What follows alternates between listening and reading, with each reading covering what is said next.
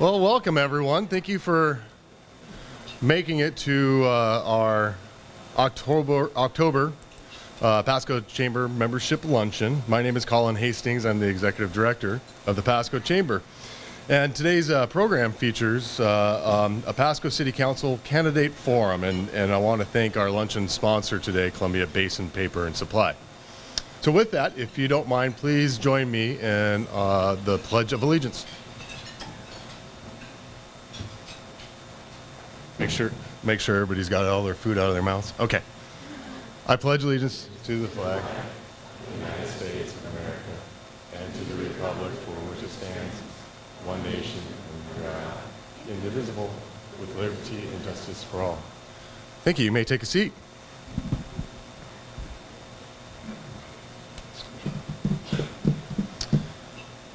So as I mentioned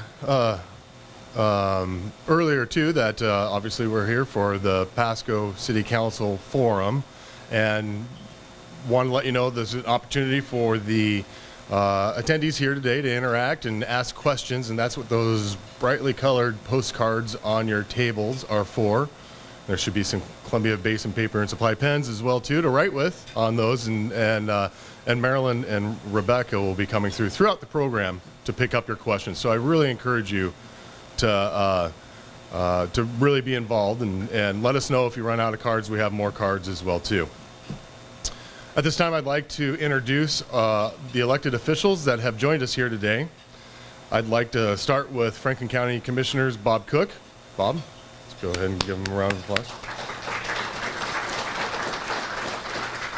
Franklin County Commissioner Brad Peck. Thanks, Brad. Franklin County Prosecutor Sean Sant. Port of Pasco Commissioner Jim Clindworth. Franklin PUD Commissioner Bill Gordon. Good Bill. Lunch must be good because nobody's standing up. They must be full. So, but look for the hands going up. Franklin PUD Commissioner Stu Nelson. I should have said that after Stu stood up so we didn't have to see him. I'm going to try to make it a point every lunch from now on. Since you come to every lunch, Stu, I'm going to make a little point, just kind of jab you if I could. We have from the City of Pasco, Pasco City Council member Al Yenny. Pasco City Council member Rebecca Francic. And Pasco City Council member Bob Hoffman. I'd like to also take a moment to introduce some of Pasco Chamber board members that have joined us here today. Of course, we have President of the Chamber incoming, or actually is now installed, Dennis Giese. New board member Delt Clark. Somewhere over here. New board member, or actually she's been on the board now for a couple of years, Katie Copeland with On Valley Mortgage. Randy Hayden. Joe Roach. And Dave Zabel. We also have three past presidents have joined us here today: Ryan Brault, Kevin Williams, and Elaine Banks, which is the wife of former President Dick Banks. So let's give them a warm round of applause for showing up here today.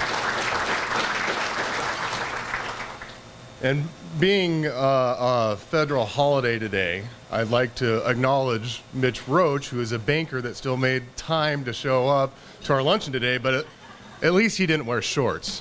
Oh wait, no he did, he wore shorts today, but the only banker that comes to our luncheon on this day, so I think that's worthy of our acknowledgement. A couple announcements. We have an Alliance of Chambers Building Bridges event coming up on the 19th, and it's at Fiesta Mexican Restaurant on Road 68. So make some time that afternoon to come by. I have a pretty good suspicion there'll probably be hors d'oeuvres there, and so make some time out. It's a good chance to network and see all these folks as well too, and see what they have to offer in terms of some of their new catering that they have. And then with that, make sure I got through everything on my notes here. Oh, well, I wanted to acknowledge too, when everybody was coming in, we were playing a video for the Pasco School Bond, and our previous board of directors meeting, the board voted to unanimously support the bond. So Pasco Chamber is encouraging you, when it comes time for election time and you get your ballots, that you support the Pasco School Bond. So with that, I'm going to invite Dennis Giese of John L. Scott to come on up, and he'll be the MC through the rest of the program. So thank you so much, and have a great day and enjoy the forum.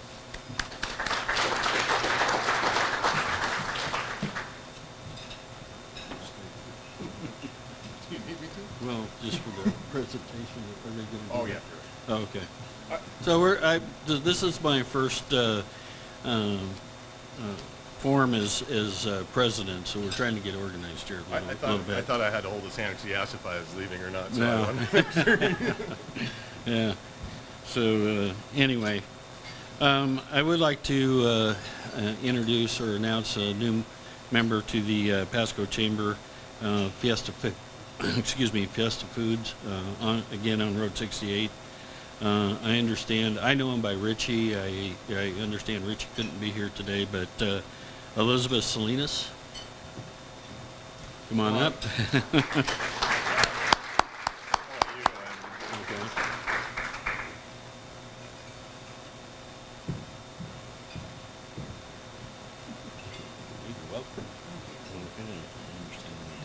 Hello, everybody. I'm Elizabeth, Fiesta Mexican Restaurant. I am the marketing manager. Just came on board very recently, doing the PR and marketing. Isidro could not be here today, but he wanted to tell everyone thank you for all of your support. I want to tell the politicians and speakers, I think it's great you guys are supporting the community. One of the things that we are offering, you will see business cards on the table. There's a limited supply of them because I did not know how many people would be here today. You put the number 15 on that business card on the back of it. Whoever's here in the Pasco Chamber, if you book a catering event with us, we will automatically give you 15% off. That's our way of saying thank you and coming into the chamber again. And the Between the Bridges thing, we're going to actually be offering quesadillas and chips and salsa. So I just want to thank you guys for everything. If you have any questions, feel free to reach out to me. I've got business cards on the table. Call the restaurant. I'm on Road 68. So thank you so much.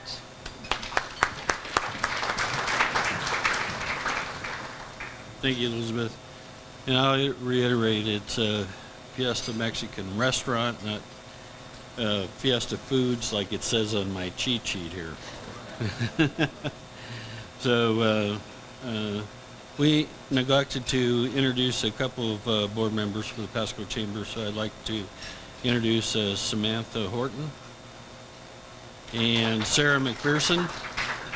Oops. Sarah's here. Okay, thank you. At this time, I'd like to introduce Jason Mercier from the Washington Policy Center, who will be today's moderator. Welcome.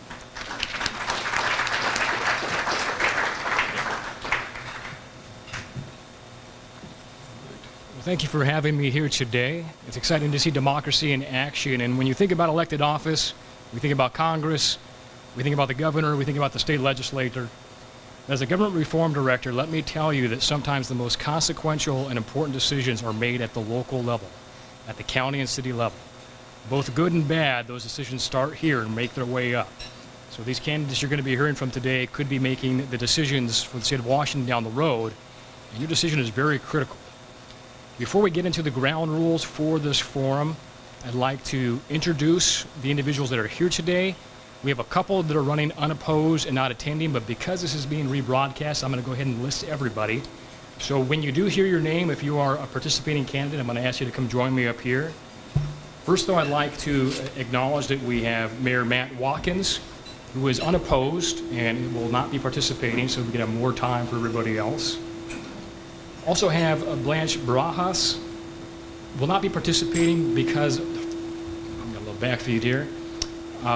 The candidate running against Mrs. Barajas does not live in Pasco, refused to participate. So again, we're going to go ahead and provide more time for the other candidates that are here. So at this time, if I could have the other ones as I announce you, we have Councilman Al Yenny for position 2. Mr. Ruben Alvarado is challenging but is not attending. For position 3, we have Saul Martinez, the incumbent, and Rick Rios. Position 4, Pete Serrano and Dan Hatch. For position 5, we have Rebecca Francic and David Millen. And then for position 6, Rob Hoffman and Craig Maloney.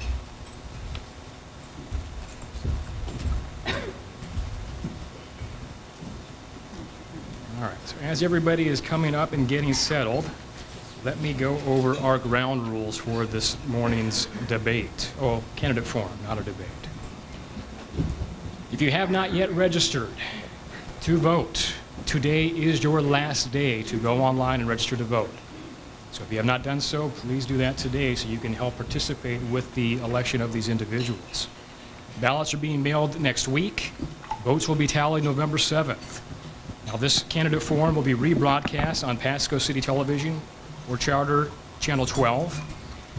We are going to provide each candidate with a 60-second opening statement and a 60-second closing statement. And then as we go through the candidates' questions, they will each have 45 seconds to respond to the questions. Depending upon how many questions we get and how quickly we can go through, we're hoping to have between 3 to 6. We're going to be having Rebecca and Marilyn from the Pasco will be going around to the tables and collecting any questions that you may have and you'd like to have asked.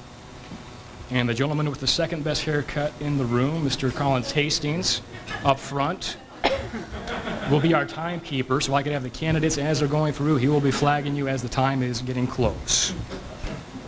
When we get to 15 seconds, he'll give you a sign for 15 seconds, and then we'll ask you to stop. At this time, I would please ask everybody in the audience to silence their phones. We don't want to have any distractions.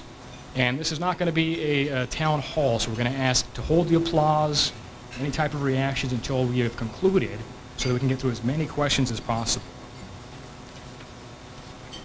And for our candidates, looks like all the lights have been turned on, so you should be hot. What we're going to go ahead and do is I will start with Mr. Yenny at the end. We'll go through toward the end, and then we'll let you double up with the next question and come on the way back.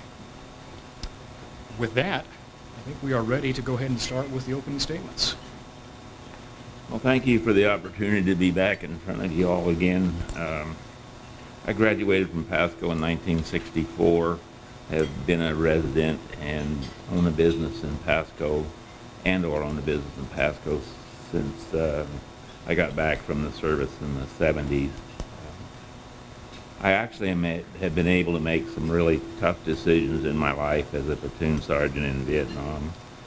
And I've always been an advocate of Pasco. I love Pasco. And I would like your support to be reelected to the Pasco City Council position 2 for the next 2 years. My history of 10 years on the council show that I care about all Pasco citizens and make common sense decisions. I believe in transparent and open government working for you, not against you. I will continue to be informed on issues that are in front of council. My goals are to keep Pasco a place where citizens can prosper and enjoy quality of life. There are several areas that will help move us, Pasco, forward. The Adams property out Pasco Road 100 is in the planning stages. It will be a big boom to the Tri-Cities. I think that'll bring Pasco up in front of the other 2 cities, which has always been a goal. And I already got the stop sign, so I had about 20 seconds left, sorry. Thank you, members of the Chamber of Commerce. Thank you, Mr. Yenny, for your military service. Thank you for all those in the audience who are either first responders, safety officers, military service, or spouses or family members. I know we all have members who dedicate their lives to making our lives safer, so I greatly appreciate that.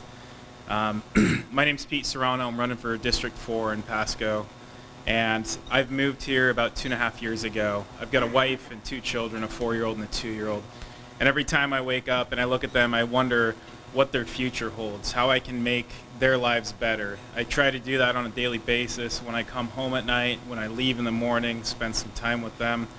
But I also look at how the city's being planned. As we moved here, like I said, 2.5 years ago from California, we just happened to end up in Pasco. I took a job with the Department of Energy through some friends, and we just picked Pasco. But it's become our home.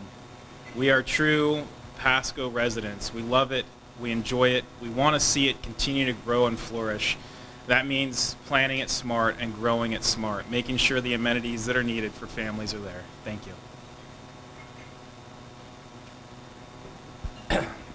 Yeah, I'm David Milne, and a lot of you guys know me from the tool store we've had in downtown Pasco. Been there 23 years, and a lot of you know that I started with my dad, but I did my own business, started my own business at 21, and just a real hard worker, and basically I really enjoy being here in Pasco. I love having my company in Pasco. There's a lot of opportunities here in Pasco, and I honestly feel that the best way moving forward would be having a small business person, a second one actually, on the council, same as Al Yenny. And again, I just want to do my time and move on. And again, I just think that we need business people. We need people that are engaged. I've done a lot, whether it be Pasco Youth Football, different boards that I've been on, Sunrise Rotary. And anyway, I just really want to do my part and do what I can for Pasco. And I appreciate you guys being here. Good afternoon. I'm Rebecca Francic, and I am seeking re-election to the Pasco City Council District 5.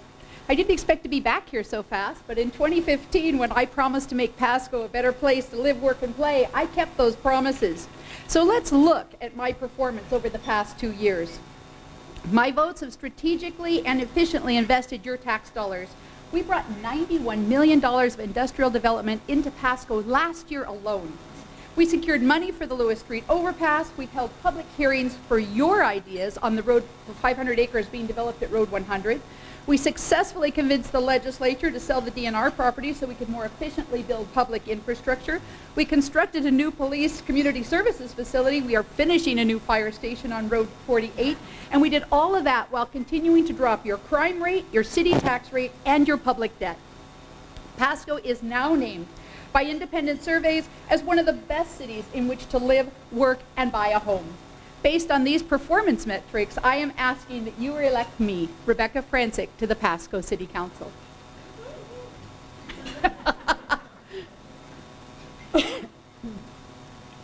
I'm Bob Hoffman, Pasco City Council member 6, and I am wearing this shirt here today, the 2016 39th versus 38th Lamson Cable Bridge Run, because I want to make a few comments today about the theme of leadership and what are the qualities of leadership. And one of the qualities of leadership is that you are a runner, and you run. I've run since 2005 in the race that is sponsored by the City of Pasco Parks and Recs, one of the services that the city offers and should offer to the community to make it a better place to live, running the race.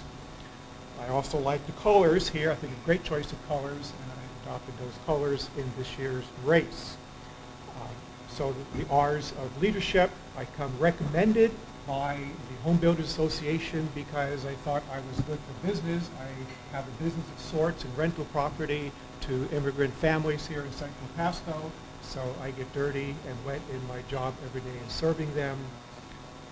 I am a responsive person.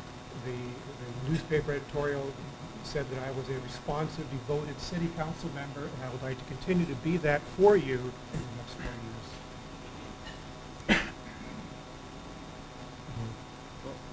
years. Good afternoon. So my name is Craig Maloney, and thank you so much for the Colin and the Pasco Chamber for inviting us and hosting another wonderful event. I'm Craig Maloney. I'm running for Pasco City Council, District 6. So I spent the last 2 months knocking on every voting household's door in all of my district. And I've been listening to as many of our residents as I can. And I want to share with you a couple of common threads. So the voters in District 6 do not feel heard. They don't feel represented. Time and again, people tell me they've never met a council member. They don't even know what a council member is. And they're so grateful that I'm coming around and asking them, what do they need out of the city?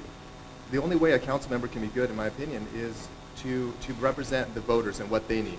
The city is just an extension of the residents, after all.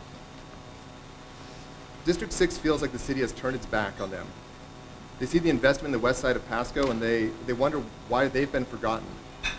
They get so excited when I talk to them about the ideas like improving downtown, building a water park, creating a public market.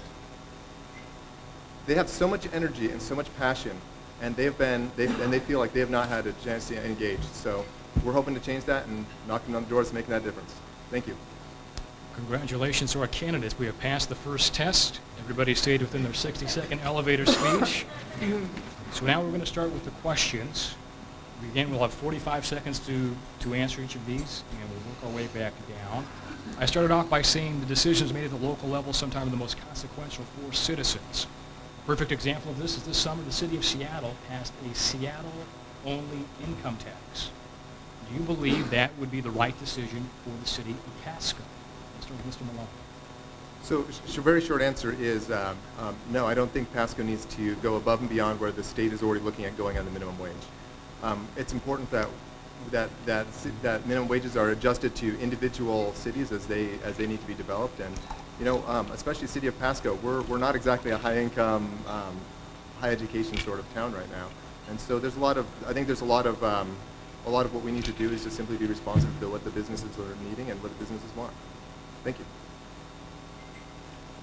I'll pick up from Mr. Mahoney's comments in that no, we do not need a Seattle type income tax here in Pasco.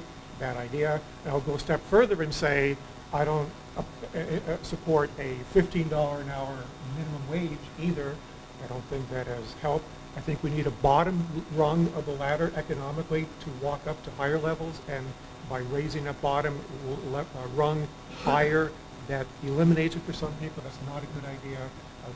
Free markets do their job in adjusting wages, and so I think we'd like to leave things the way they are. Well, I believe there are some constitutional issues with having cities bring in income taxes, so no, I could not support that.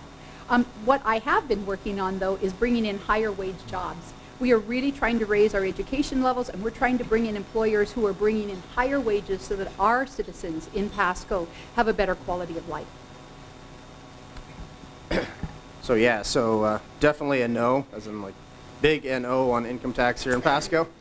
I would never support that.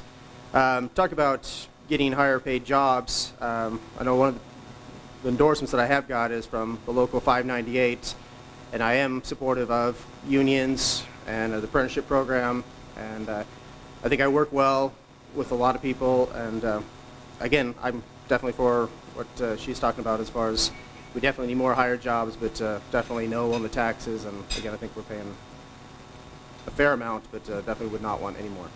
Thanks. It was well said when I was a youth, read my lips, no new taxes.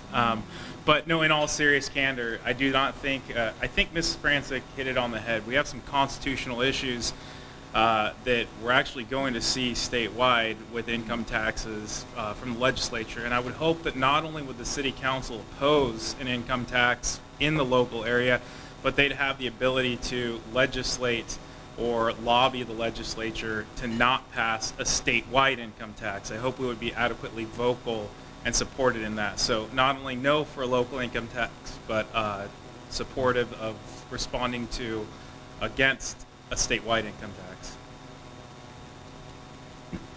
Definite no on the income tax. The minimum wage that high, I'm sure that there would probably be hardly no support amongst this group for that. And I think that minimum wage has to be a starter wage for people that step up to education. We have CBC has stepped up to the plate in several areas here to educate people. The city, we now have the major AutoZone center that's come to town. We have staff and council working on the Adams proper that will bring in hopefully some fairly decent wages. The marine terminal is almost cleaned up, so the port will be able to work that over. That was the last of my first 60 seconds I got to work in. Thank you. All right, so we'll start again with Mr. Yenny on this question. Pasco is the fastest growing city in Washington. What will you do to alleviate some of the challenges that come with that growth? The main challenge is planning. We have a staff that has been, I think, is ahead of the game on that. We're already working with the state and federal, to get more access to the freeway. All of these things take time. In the past, Road 68 was expected to build out in 20 years. It ended up being about 10, I think. So that creates a major issue. We have staff on board now that I think are very forward-thinking, a council that works together well. So that's going to be the major issue there, to be ahead of the game. So I bring about 10 years of environmental either planning or in legal experience where I've worked with city staff, county staff, port commissioners in approving plans, as Mr. Yenny's hit it on the head. We've got a great city staff who works very diligently to develop, whether it's the financial plans or the actual land use plans. I intend to work with that city staff to make sure that these plans include adequately projecting growth so that we're projecting and spending our finances in the right places. For example, we talked about the 500 acres at the Adams property. We need to pay attention to the needs for Road 100 now, not 10 years from now after people have moved in. If we're going to bring the water park, we need to make sure there's adequate access to and from those places so when people come, they're not log jamming those roads. We have to look at the sewer plans, and there are just a variety of plans that are out there. The staff's ahead of it. We need to continue working with them to make sure they're well-founded and well-planned. Well, Pete, you just took my answer. I was basically going to say the same thing. Yeah, I mean, I live off Road 100, so the Road 100 project is big with me. I know Road 68, a lot of times, is just such a mess. So, you know, I'm definitely willing to spend time after work, whatever it takes, to make sure that this project is done right, that we have the roads going in and out, so that it's not this big catastrophe. And yeah, I'm young, so I'm willing to work hard. I'm willing to do what it takes to try to make Pasco a better place. So I'm going to tell you that when you know you have this kind of growth coming, which we have had for a number of years, you just have to be very proactive in your zoning and your infrastructure, the way you look at your infrastructure. So we have done that. We have purchased water. We've made requirements that if people come into the city with businesses or houses, they have to bring water rights with them. We have a zone for roads. We have zone for commercial properties. And we've used a lot of citizen forums to decide where it is that the citizens of Pasco want their businesses to be and where they want their houses to be. Road 68 is often cited as a failure. I will tell you that that is a success. When I first started on this council, Road 68 was nothing. I mean nothing. And we put track up there, and then we put the soccer fields up there, and all of a sudden Lowe's wanted to come, which every citizen in the city of Pasco said they wanted. Walmart came, which every citizen in the city of Pasco said they wanted. The problem is that the way our taxes go, you only get to do it pieces at a time. Road 100 is going to be better because we are proactively working with that developer. He has 500 acres. We'll get those roads right. So speaking of taxes with growth, you want industry to come in to provide the tax base for the residential, because that's a better equation for the economics of the city. So sometimes we look at the city, and looking down the road, we look at projects and new things coming in, but a lot of what we do in city council and the staff is the everyday responsiveness to the city as we grow, and there's a reason why we're growing that speaks well of the direction that Pasco's going, and we're going in the right direction generally, and need to continue that. We need to be responsive to the citizens and their concerns as a council and staff.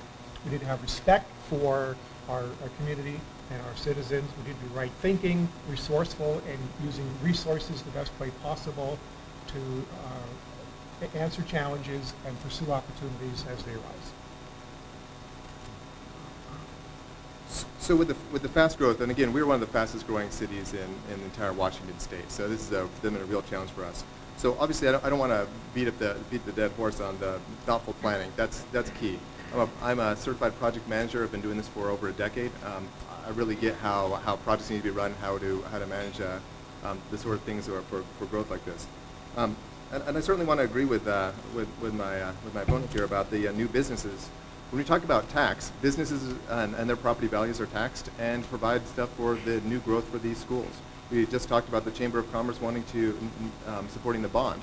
That's really important. The more industry we have and the more commercial buildings we have, the better we can support and build those schools without having to overburden our individual residents. So that's the sort of growth we need, not just for tax base, but also for jobs as we have graduating seniors and such. Thank you. We're going to go ahead and let Mr. Maloney start fielding this next question.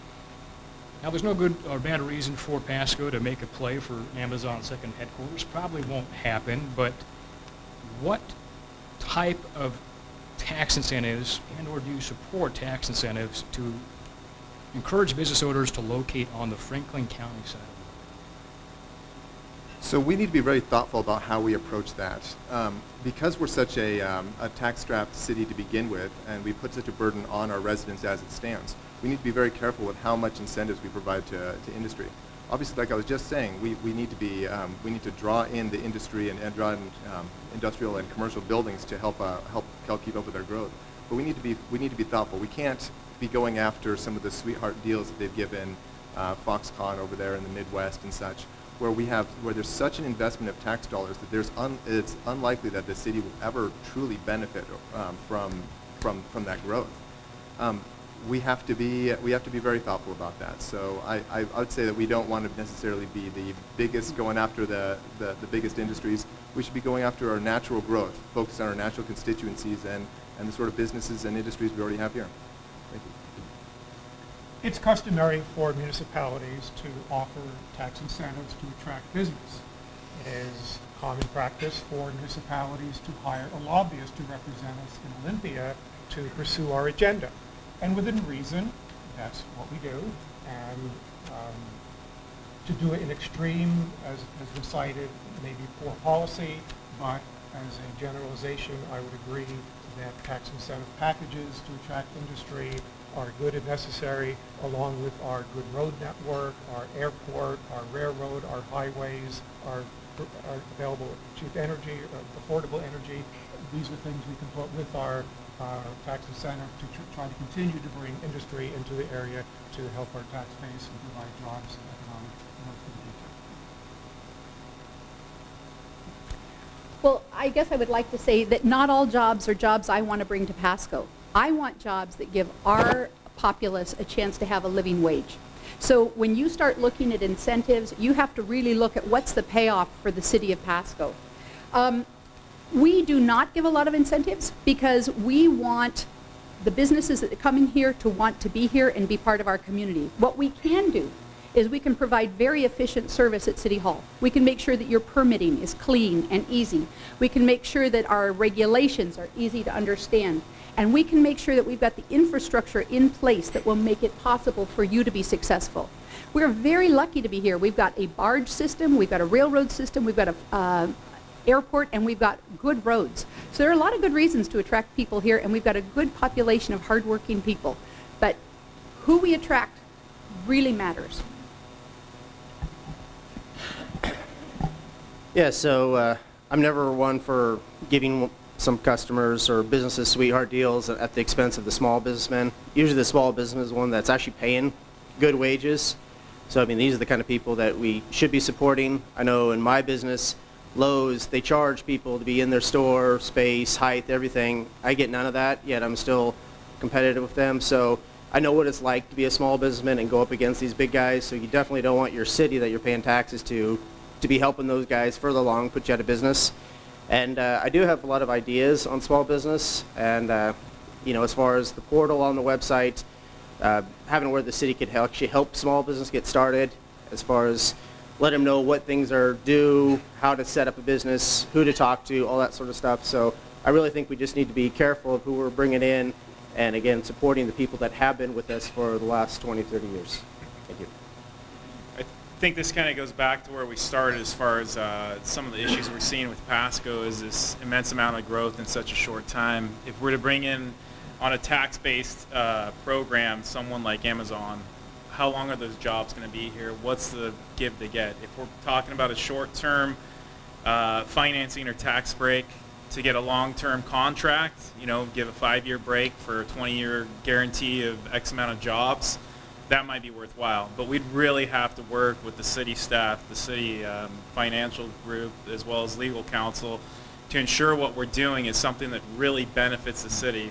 Again, I'm not for just putting a bunch of people on the roads for the sake of that, but if we can find a way to attract new businesses that will give long-term benefits, that will give high-paying jobs, that makes sense. But if it's, just giving it to have a sake of Amazon, it doesn't make sense. Well, for one thing about tax incentives, in the state of Washington, you got to be very careful because we have our hands tied compared to what other states can do. So we can look at, when a business comes to town, they want to look at the pool that they can draw from the fill positions. I think we've had really good luck with CBC. They've had several programs that have trained people for specific jobs.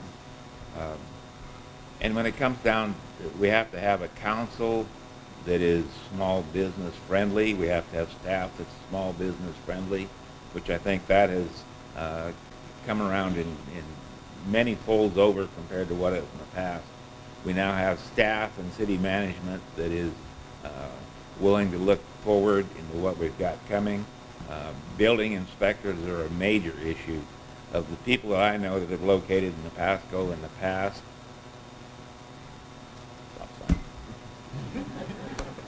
We'll go ahead and let you fill this next question first. Pasco is a very diverse community. What will you do to better communicate city priorities and outreach to the variety of languages in the city?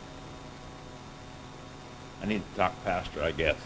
I started the program years ago. I had a television show on Charter Cable, 2 hours that I did for 2.5 years. Filmed everything that the city had to offer. That is wrapped up into what the city does now. And I believe that we have all of our websites and anything electronic communications we have is available in all languages. I think we can always do better, but we're very proactive of taking care of those issues. Pasco has always been, and it's one of the things I believe in Pasco. Pasco has always believed in that we didn't want to restrict any of our citizens from participating.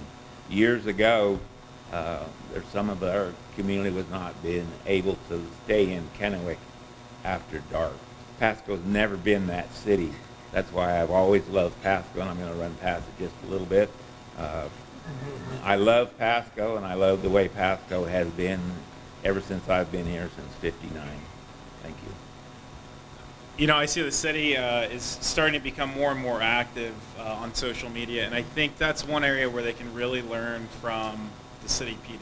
Pasco PD is doing a phenomenal job about whether it's their Twitter feed. I don't know if that's Chief Metzger, just 140 character max, or on Facebook. I remember one thing that I saw that Pasco PD was this kid that got pulled over speeding, and the ask was why. He was asking a girl to homecoming. There was a follow-up picture with the cop and the kid and the cop and the date. She said yes. I mean, stuff that really engages a 16-year-old that could have a bitter experience with police officers to now, wow, the police are my friend. And I think as the city takes that type of step, really engaging the stakeholders, the residents, ensuring that we feel like we are friends of the city council through social media, that's where we need to go. Yes, as far as somebody that myself who has lived in a foreign country, I do believe that you need to, if you live there, you need to adopt. But at the same hand, you do want the city and the citizens to support you. So even though I'm definitely for English first, everything, I definitely understand because I got a lot of Latino friends. We get a lot of Latino customers come into our store. We try to do everything we can to help them, and I definitely be willing to do that. As a city council member. And I do believe that some of the ideas would be, to bring togetherness. I know we have coffee with a cop, maybe coffee with a council member. These are things that I think are important. And again, just getting out and visiting other, businesses and, do what you can to make Pasco better. Well, I teach in Pasco schools. I'm a librarian, so I see K through 6 every single day of the week. And that's how I interact with my citizens, because I see their families and I see people who are coming in new to our community. I see people who have been here a while in our community. I think that we have done a lot with social media. I think we do a lot just in interfacing with people on a daily basis. I attend many Pasco school evening events, many Pasco City events at night. We just show up. And I think that's really what it takes, is just communicating with your community, being available, answering their questions, answering their phone calls. And I think that's how we do it.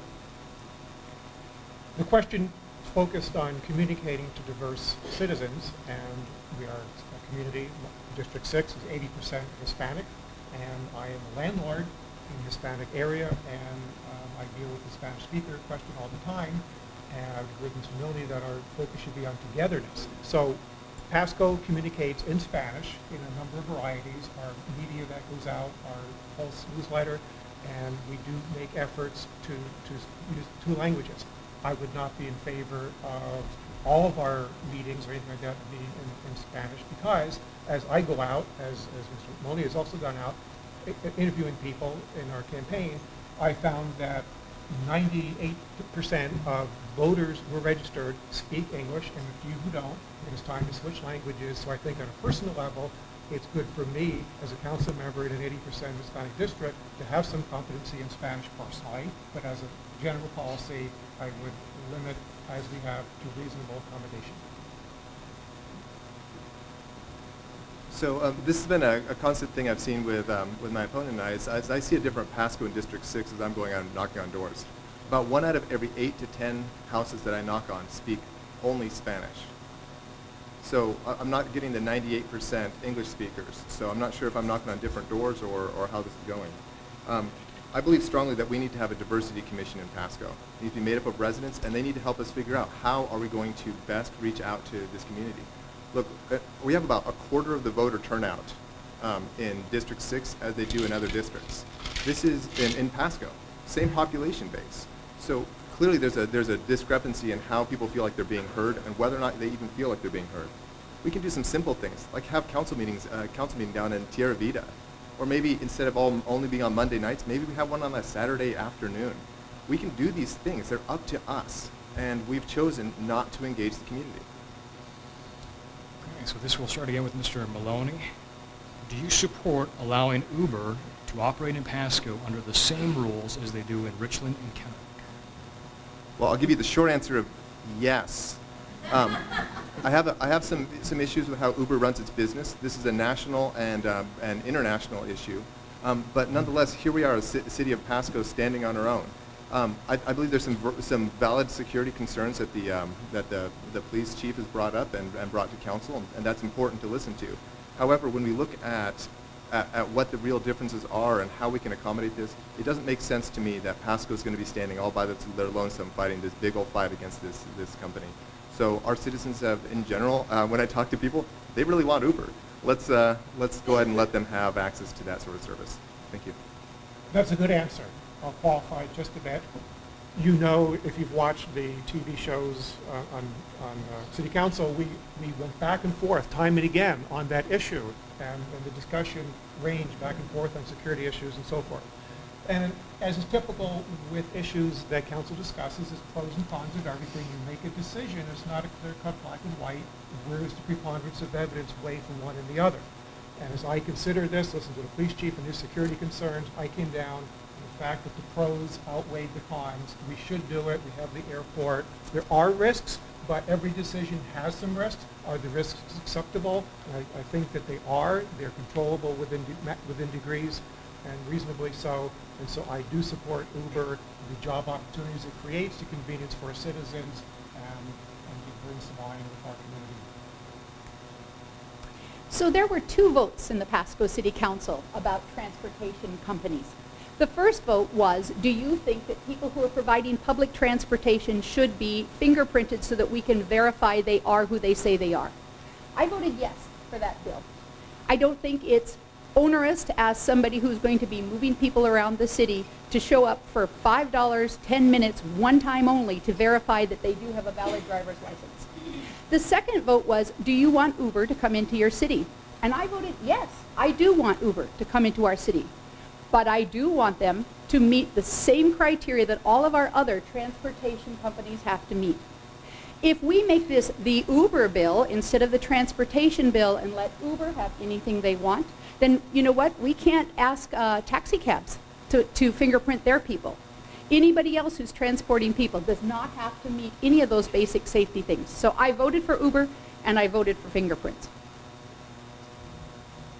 Well, I was at that meeting also, and I disagree with Mrs. Franczyk. I think that, again, we need Uber. I mean, it's in thousands of cities across America. I mean, it's just ridiculous that sometimes it seems like we're the city of no, you know, no, no, no.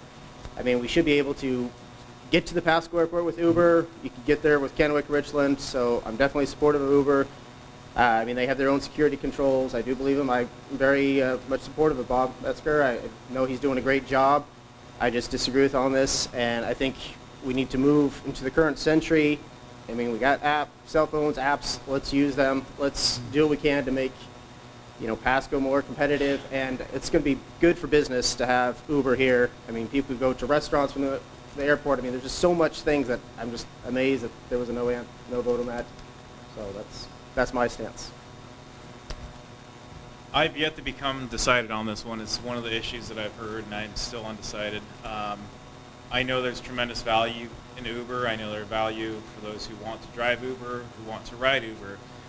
But, you know, as I've had brief conversations with Chief Metzger, he's talked about individuals who've been fingerprinted that go beyond the 7-year Uber mark that have found some onerous crimes that I wouldn't want my wife and my kids to be picked up at the airport riding with these individuals. And that won't show up on an Uber fingerprint. So when I consider the safety concerns, my wife does travel alone from time to time or with the children. And if I can't come get them, I want someone I trust, someone I know. I'm not going to let them be in some stranger who has 7-year background check that may have done something really heinous 10 years ago. So again, I'm still undecided. I've got to give it more thought, but that's where I am. Well, I think we need to support our chief, and if you look in the media, Uber has problems all over the world. We're talking about a $5 fingerprint charge. Very easy. You don't even have to have ink on your fingers anymore at the city of Pasco. And they're using this as a tool to I don't know, it's just a big hammer over the city of Pasco, and it's a very minor thing for the Uber drivers to do. We're not even asking you, we're asking the driver. I've had several emails from drivers, and it's just a $5 charge for you. The problem is that Uber, if they have their drivers to go through this fingerprint, they're worried that they won't be able to use them as a contract laborer anymore. And so they're more about the tax structure than they are about the safety of the citizens that they put around in their Uber cars. So I'm still up in arms about it a little bit, but I would like to see Uber step up to the plate. Major kudos to the audience participation. There's way more questions than we have time for. We're going to get 2 more in. This will be our second to last question. We'll start with Mr. Yenny again. What do you see as the most urgent infrastructure need for Pasco? How do I pick one out of them all? One of the major things we need to do is we need to look at grade crossings for the railroad. You know, anybody that has to go back and forth across the railroad tracks, you can have your vehicles, your employees tied up for 10 minutes, 15 minutes. So I think that's one of the major things. And then we come down to access onto the freeway so we can eliminate some of the problems we have at Road 68 and in the future Road 100. You know, you look around and you get up in the Kennewick Highlands, and sometimes Road 68 doesn't look too bad. And I have probably about 10 seconds left, so I'm going to stop early. Thank you. So, not quite a city council issue. Obviously, the bond is a big issue that we've already heard about. Schools are grossly overcrowded. They're well needed. Again, that's not a city council issue, but if you want to point to one major infrastructure issue, we need the school capacity for our children. Something that the city council might have control over. more control over. Obviously, there's the impact fee that they can address for the schools. I don't necessarily think that's the right answer, but as far as infrastructure over which the city has control, I think we need to look at the promised pedestrian and bike paths. I know that's not something that's going to affect everyone in here, but I've heard a lot of people concerned about whether there's safety in riding bikes, especially on Road 68, Road 100, major thoroughfares where there was a promised path and it's not there. Yeah, I'd be more on the traffic aspect. I know getting off of the freeway sometimes is difficult if you're trying to get off to 68. I know the overpass, hopefully going from Burden to Argent, obviously I think would be big on that. I believe that, again, I mean, there's just, it's hard, again, narrow it down to one thing, but I do believe that, you know, even more lights sometime in the donut hole area would be nice, better sidewalks so they could actually feel that they're part of the city. These are some things that I'm actually big on. And then also, being on the Parks and Rec Board, I do know that parks, bike paths are extremely important, and definitely would hope that at the Road 100 edition that it's done right. So I'm running for Council District 5, so it makes it easier to run this choice through. I'm not going to talk about 68, and I'm not going to talk about the Lewis Street overpass, and I'm not going to talk about Peanuts Park, because those are not in District 5, even though they're important. I would tell you that I think the most important infrastructure concern that we have right now is making sure that we get Road 100 right. Road 100 is the exact epicenter of the Tri-Cities. It is our financial future. Making sure that that system is put in place correctly, that we have the right infrastructure, the right water rights. I think that is our most critical need right now. I'm going to take a different approach. I'm going to take the approach of one that you hope you never have to utilize as a city service. The fire department. We have fire stations located strategically throughout the city, but as an earlier question mentioned, what do we do about the growth to alleviate the challenges? One of the challenges is as you grow in geography and number of residences and businesses, you increase the need for fire response fire stations. These are, and I think, at a $4 to $5 million range per station, plus the staffing and equipment. And so we're in the process of a consulting company mapping out our neighborhood. That affects the insurance rates that are paid by citizens.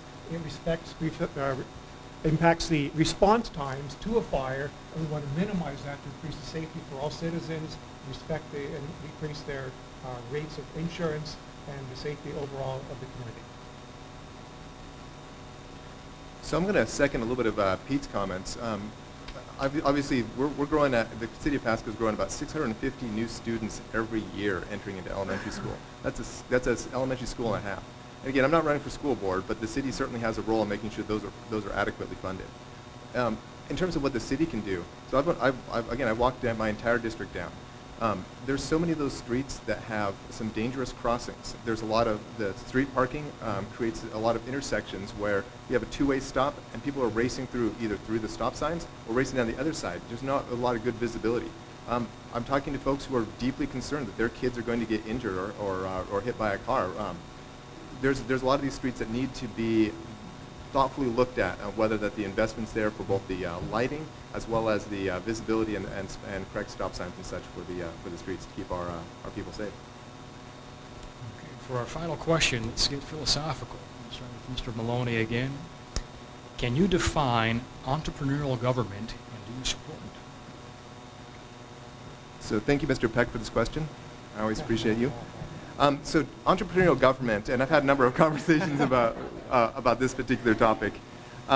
Entrepreneurial government, right, is the idea that the government's going to go after private business work and compete with the private sector directly.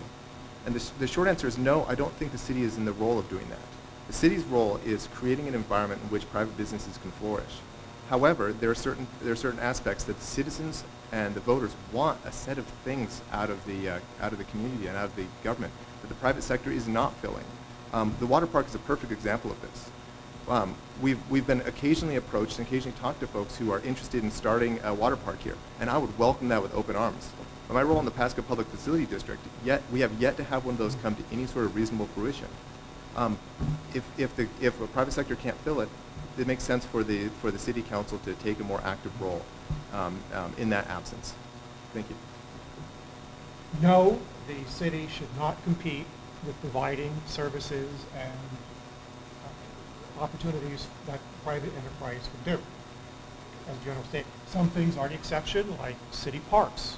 We're in the best position as a municipality to provide parks, and we should provide adequate parks. One of the things that we provided is a rescue boat, a regional rescue boat that is good for the entire city. That is a service that we should provide. That's not competing with anybody. As far as the water park goes, I'm for it as long as there is a significant private investment at the get-go before it gets thrown into the hands of taxpayers to make a decision on that's a private investment partnering with that, like Lamson partners with the race. And the regulations, we should have an environment where regulations are not such that it is onerous for private companies to come in. We should be able to work with them and welcoming in our processes. So, I think the role of government is that we provide rules and regulations and the infrastructure which allows everyone to succeed. That being said, we have public housing in our city. In fact, we have more public housing than anywhere else in the Tri-Cities. And that is because the people that live in those houses probably can't afford to rent Mr. Hoffman's apartments. We have the free lunch program and the free breakfast program in the Pasco school system. And that is because we know that the children that we are teaching, at least in my school, they're not eating if we aren't feeding them. But you would say that we're competing with grocery stores because their parents aren't out buying food. We have subsidized health care. The CAC is helping people all the time. So there is a certain segment of our population that is not making it on their own on minimum wage. And if we don't help them as government, who's going to? Well, I disagree with Mrs. Franzik. I know the help, with the kids and the lunch, I'm all for that. But, I think the underlying question was the aquatic center. And I know this question was skipped, and it's because she is for it, and I'm against it. Why I'm against it is, if we're going to have an aquatic center, let's, especially I'd hope that a private individual would do it, but have a lot of slides, pools, wave pool. I mean, that's what people want. They don't want this thing that's basically a scaled down version of a court club with you got some weights, you got the track, and you got dinky little pools. I know the pool inside would be nice, it looks good, but it's really small compared to what people really want. And the amount of money that they're talking about losing is big. I mean, you're talking $200,000, $400,000 if it goes south.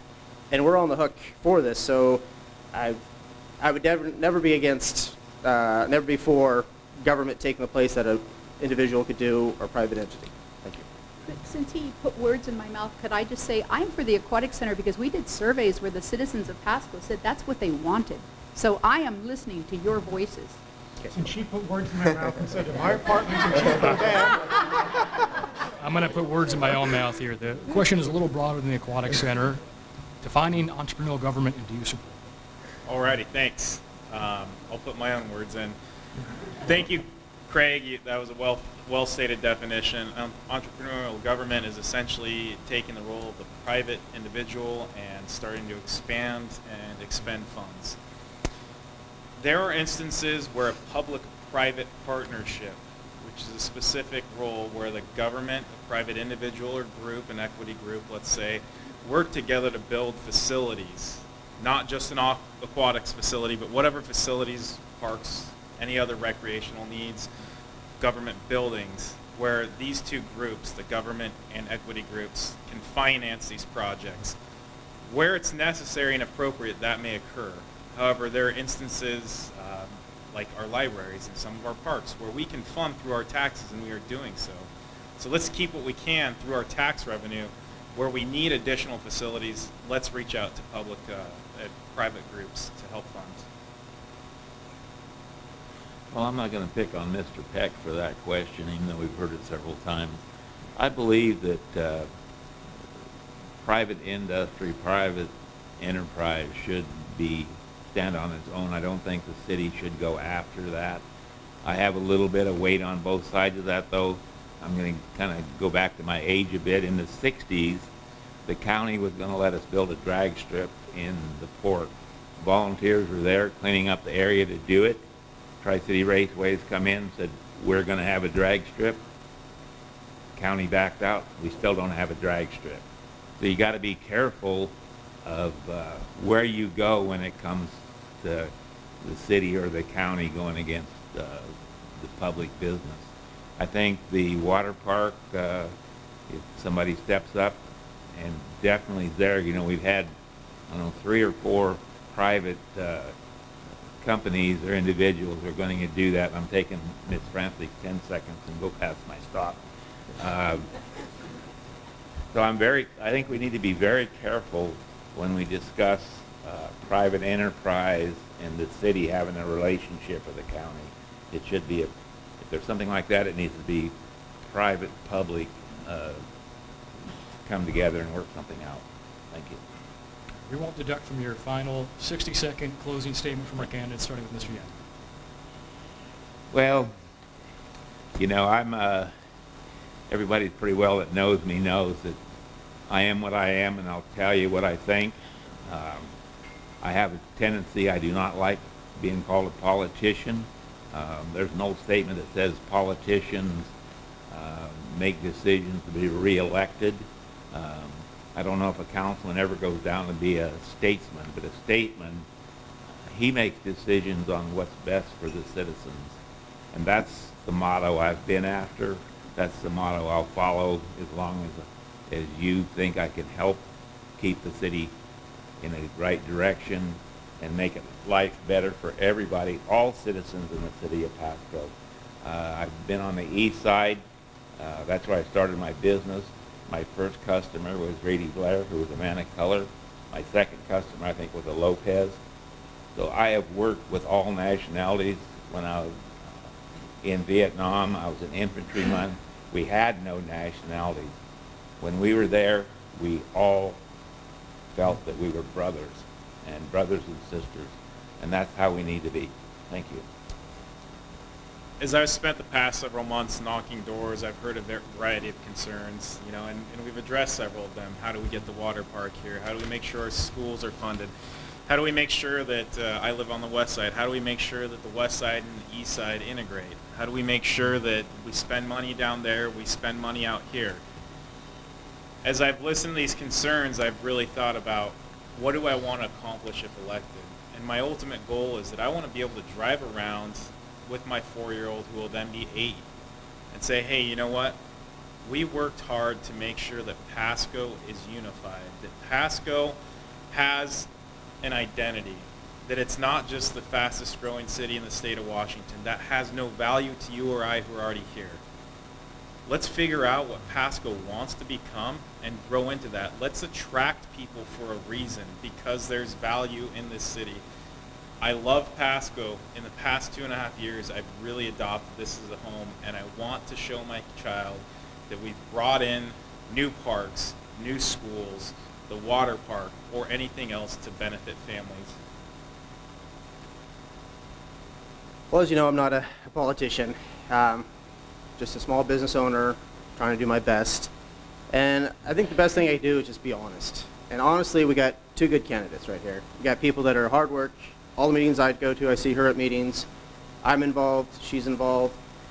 What it comes down to is, you know, besides the honesty factor, I'm not saying she's not, but I'm just saying, you know, you want people that you could reach out, you could always come to my store, you could find me. I mean, it's just like, I'm always there. And but my main thing is this, we talk about we want young leaders, we want people, but we never give them a chance. And as an organization, do you have leaders that are in there for 20 years, 30 years? I mean, what kind of organization would it be if the same people were in there year after year and nobody ever got a chance? So my point is, you know, we're both hard workers, we're both willing to do what it takes, but it would be nice to have a chance to do my time. I definitely don't want to be in there forever, 15, 20 years. I'd just like to do a couple terms and then move on, because you do need new ideas. You need new people that are willing to be engaged and go out and meet up with people that do have problems in Pasco, and that's what I would like to see, and thank you for your time. So do you switch quarterbacks when your team is winning? Pasco has been the fastest growing city in the state of Washington for years. Since 2012, we have approved 1,302 new home permits, and our median household income has increased 12.7%. People are moving to this town because it's a good place to live. My job performance shows that I care about citizens and I know how to plan for the future. I am excited about improving the downtown. I'm excited about the developments at the Kartchner Street interchange and the new library on the west side. I'm excited about AutoZone and Subaru and all the other businesses who have decided to locate in Pasco, because I got to tell you, we worked hard to bring them here. I believe that all Pasco voters should benefit from their tax dollars and receive good value. All sections of our city need to prosper, and we need to get Road 100 right because it's going to determine Pasco's financial future. When you mark your ballot, I am asking that if you believe the 83% drop in Pasco's crime rate has been good for Pasco, vote for Rebecca Francic. If you believe that the declining debt, a consistent reduction in your city portion of the property tax, has been good for Pasco, vote for Rebecca Francic. And if you believe the location of new industries and professional wage jobs has improved the quality of life for all of us, then I want you, your neighbors, your friends, and your relatives to vote for Rebecca Francic. Thank you for your time. Leaders, as I mentioned, are runners. Leaders are also reverent. Leaders offer to God acceptable worship with reverence and awe. Leaders are relentless in the pursuit of a better city, a respectful dialogue with other members of the community, with those whom you disagree with, as we have the protest group coming to our meetings in the last few years. Leaders are regional in thinking. So we're in a position up here now with the new voting arrangement of having to focus on our district, the city, and the region.